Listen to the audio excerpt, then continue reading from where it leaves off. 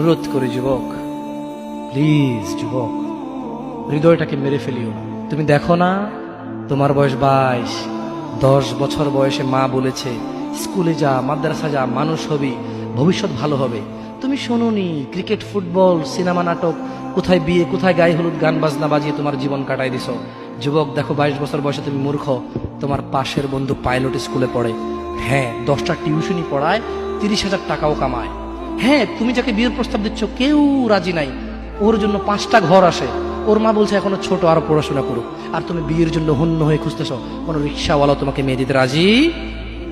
তুমি দেখো 10 বছর 15 বছর বয়সে যদি মায়ের ওই কথা মেনে নিতা, তাহলে তুমি আজকে উপকৃত থাকতা। আমি জামশেদ মজুমদার 27 বছর বয়সে এসে তোমাকে বলছি তুমি গান বাজনা ছেড়ে দাও।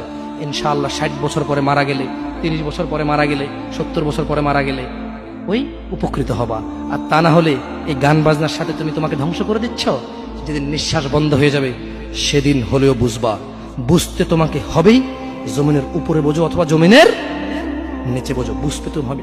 শোনো, আল্লাহ কোনো কিছু বলেছে আর তুমি বুঝবা না, আহা হা, পার পাওয়া যাবে না। তবে তোমাকে বলি, যা করেছো করেছো, যা গান বাজনা শুনেছো শুনেছো, এবার আল্লাহকে ভয় করে সব ছেড়ে ইস্তেগফার করো। বলো, আল্লাহ আমাকে ক্ষমা করেন, আমার এই 2 কানে গলিত সীসা ঢালিয়েন না ইয়া আল্লাহ। ইয়া আল্লাহ, আজকে আমি উপলব্ধি করছি, আল্লাহ আমি আর কখনো বাদ্যযন্ত্র দিয়ে নিজেকে আনন্দিত করব না।